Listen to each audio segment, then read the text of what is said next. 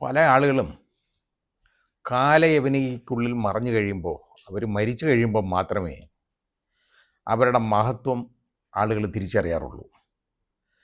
അപ്പോൾ നമ്മൾ യഥാർത്ഥത്തിൽ പറയുകയാണെങ്കിൽ ചരിത്രം നോക്കുകയാണെങ്കിൽ അലക്സാണ്ടർ ദ ഗ്രേറ്റ് എന്ന അലക്സാണ്ടർ ചക്രവർത്തിയെ വിളിക്കാൻ തുടങ്ങിയത് അലക്സാണ്ടർ ചക്രവർത്തിയുടെ മരണത്തിന് ശേഷമാണ്. അതുവരെ അലക്സാണ്ടർ ദ ഗ്രേറ്റ് എന്ന് അങ്ങനെ കൂടുതൽ സംബോധനയില്ല. അലക്സാണ്ടർ ഗ്രേറ്റ് ആയത് എങ്ങനെയാണെന്ന് ചോദിച്ചു കഴിഞ്ഞാൽ അതും അദ്ദേഹത്തിൻ്റെ മരണത്തിൽ സംഭവിച്ച കാര്യമാണ്. ലോകങ്ങളെല്ലാം ഇങ്ങനെ വെട്ടിപ്പിടിച്ച് ഇങ്ങനെ പോയിക്കൊണ്ടിരിക്കുകയാണ്. അദ്ദേഹം ഇങ്ങനെ യാത്ര ചെയ്തുകൊണ്ടിരുന്നു. അവസാനം ഇന്ത്യയിലേക്ക് ഉള്ള യാത്രയിൽ വെച്ചാണ് അദ്ദേഹത്തിന് വളരെ അതായത് ടൈഫോയിഡാണ് അന്നത്തെ അത് വരുന്നത്. ലോകത്തെ വിലയേറിയ പ്രമുഖരായ ഭിഷഗ്വരന്മാരെല്ലാം അദ്ദേഹത്തെ ശുശ്രൂഷിക്കാനായിട്ടുണ്ടായിരുന്നു. പക്ഷേ അദ്ദേഹം ചോദിച്ചു, ഞാൻ ഇനി എത്ര നാൾ ജീവിച്ചിരിക്കുമെന്ന് ചോദിച്ചു. പറഞ്ഞ ഡോക്ടർമാർ കൊടുത്തത് 30 ദിവസത്തിൽ കൂടുതൽ ജീവിച്ചിരിക്കത്തില്ല എന്ന് അദ്ദേഹത്തിനോട് അറിവ് കൊടുത്തു. അപ്പം അദ്ദേഹത്തിൻ്റെ അമ്മയ്ക്ക് അദ്ദേഹത്തെ ഒന്ന് കാണണം. പറഞ്ഞുകൊണ്ടിരിക്കുമ്പോഴൊക്കെ പറയും, അമ്മ ഞാനിനി അവിടെയും കൂടെ കീഴടക്കിയിട്ട് വരാം. ഇങ്ങനെ ലോകം കീഴടക്കി കൊണ്ടുപോയ ആളാണ്. അമ്മയെ കാണാതെ അലക്സാണ്ടർ മരിക്കുകയാണ് അവസാനം. അലക്സാണ്ടർ ചക്രവർത്തി മരിക്കുമ്പോൾ അദ്ദേഹം പറഞ്ഞ ഒരു കാര്യങ്ങളുണ്ട്. ഒന്ന്, ഞാൻ ഈ വെട്ടിപ്പിടിച്ച ധനമെല്ലാം, ഉണ്ടാക്കിയ ധനമെല്ലാം എൻ്റെ ശവശരീരം കൊണ്ടുപോകുന്ന വഴിയിൽ വാരി വിതരണം, എല്ലാം വഴിയിൽ ഉപേക്ഷിക്കണം. അപ്പോൾ രണ്ടാമത് പറഞ്ഞത്, എന്നെ ഈ ശുശ്രൂഷ ഡോക്ടേഴ്സ് ഉണ്ടല്ലോ അവരെല്ലാം എൻ്റെ ശവമഞ്ചത്തെ അനുഗമിക്കണം, ബറേൽ ഗ്രൗണ്ടിലേക്ക് അനുഗമിക്കണം. പിന്നെ അദ്ദേഹം അപ്പോൾ ഇതിന് ചോദിച്ചു, ഇതെന്തിന്? എൻ്റെ കൈകൾ രണ്ടും തുറന്ന് വെളിയിലേക്ക് ഇടണം. അപ്പോൾ ഇതിൻ്റെ കാര്യം എന്താണെന്ന് ചോദിച്ചു. അപ്പോൾ മരിക്കുന്നതിന് മുമ്പ് അദ്ദേഹം പറഞ്ഞതാണ്. കാര്യമെന്ന് പറഞ്ഞാൽ, എത്ര വിലയേറിയ അല്ലെ എത്ര പ്രമുഖരായ ഡോക്ടർമാരുണ്ടെങ്കിലും ആർക്കും ഒരു നിമിഷം പോലും ജീവൻ നീട്ടിക്കൊടുക്കാൻ മാർഗമില്ല എന്ന് ലോകം തിരിച്ചറിയണം. രണ്ടാമത്തത്, ഈ മരിക്കുമ്പോൾ എൻ്റെ കൈ വെളിയിലിടണം എന്ന് പറയുന്നതിൻ്റെ കാരണം, മരിക്കുമ്പോൾ ഞാനൊന്നും കൊണ്ടുപോകുന്നില്ല, വെറും കൈകളുമായിട്ടാണ് ഞാൻ പോകുന്നത് എന്ന് മനസ്സിലാക്കണം. മൂന്നാമത്തത്, എൻ്റെ ഈ ധനമെല്ലാം, ഞാൻ സമ്പാദിച്ച ഈ വെട്ടിപ്പിടിച്ച ധനമെല്ലാം വാരി വിതറണം എന്ന് പറഞ്ഞത് എന്താണെന്നറിയോ? ഇവിടുന്ന് പോകുമ്പോൾ ഒന്നും കൊണ്ടുപോകുന്നില്ല, ഇതെല്ലാം ഇവിടെ ഉപേക്ഷിച്ചിട്ട് പോവുകയാണ് എന്ന് ജനങ്ങൾ തിരിച്ചറിയണം. അതിനു വേണ്ടിയാണെന്ന് പറഞ്ഞു. ഇത് ഒരു വലിയ കാഴ്ചപ്പാടാണ് യഥാർത്ഥം നമ്മൾ ആലോചിച്ചാൽ. അപ്പോൾ ഇത് ഞാൻ പറയാൻ കാരണം, നമ്മുടെ യശസ്വരീനായ ഉമ്മൻചാണ്ടി, നമ്മുടെ മുൻ മുഖ്യമന്ത്രിയായിരുന്നു ഉമ്മൻചാണ്ടിയുടെ, അദ്ദേഹം മരിച്ചതിന് ശേഷമുള്ള ആദ്യം വരുന്ന തെരഞ്ഞെടുപ്പാണ് ഇപ്പോൾ ഈ തദ്ദേശ സ്വയംഭരണ സ്ഥാപനങ്ങളിലേക്കുള്ള തെരഞ്ഞെടുപ്പ് വരുന്നത്. അദ്ദേഹത്തിൻ്റെ അവിടെ ഉപതെരഞ്ഞെടുപ്പ് കാണുന്നു, അതല്ല, എന്നാലും ഈ തദ്ദേശ സ്വയംഭരണ സ്ഥാപനങ്ങളിലേക്കുള്ള തിരഞ്ഞെടുപ്പ് ആദ്യമായിട്ടാണല്ലോ. അപ്പോൾ ഇത് ഒരുപാട് സ്ഥാനാർത്ഥികൾ എല്ലാം UDF-ലെയാണ്, എന്നാലും അദ്ദേഹത്തിൻ്റെ കല്ലറയിൽ പോയി അനുഗ്രഹം വാങ്ങിക്കാൻ പോകുന്നുണ്ട്.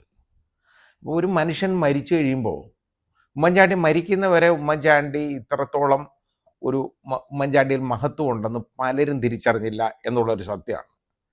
ഒരുപാട് പേർക്ക് നന്മ ചെയ്തു, ഒരുപാട് പേർക്ക് നന്മ ചെയ്തതിനൊന്നും കണക്കില്ല, അതുപോലാണ് അത്രയും ചെയ്തിട്ടുണ്ട്.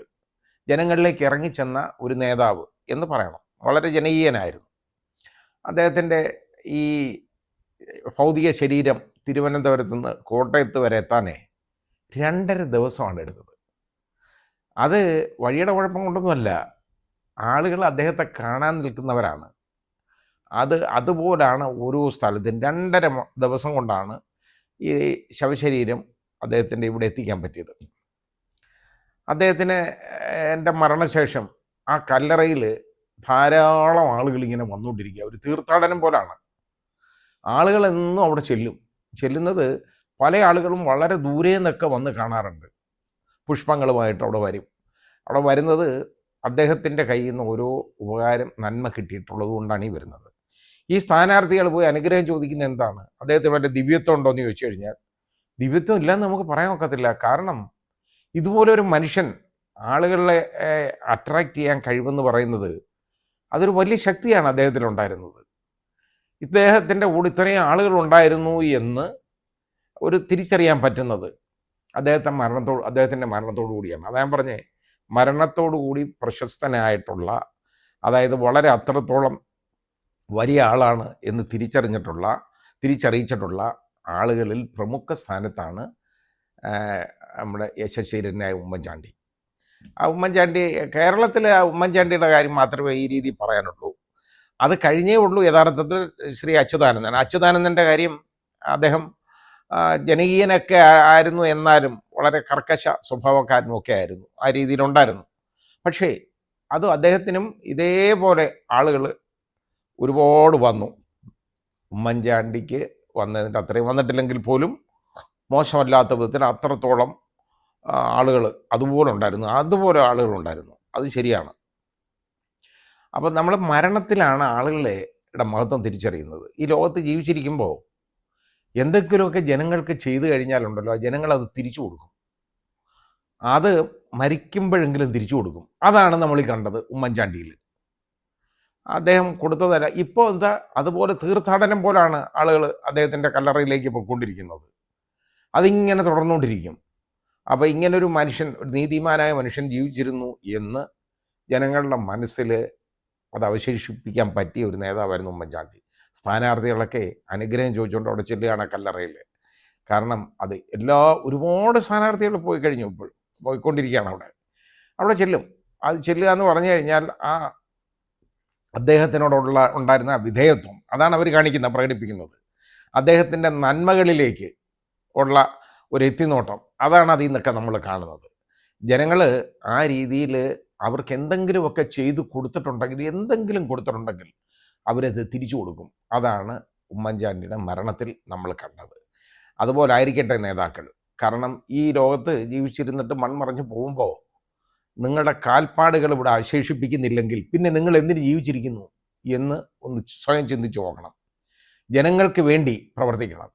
അല്ലാതെ ജനങ്ങളുടെ ധനം മോഷ്ടിക്കാനോ അയ്യപ്പൻ്റെ സ്വർണം മോഷ്ടിക്കാനോ ഒന്നും ആവരുത് നമ്മൾ നടക്കുന്നത്. നമ്മൾ പോകുമ്പോൾ ഒന്നും കൊണ്ടുവന്നില്ല എന്നുള്ള ഒരു തിരിച്ചറിവ് വേണം.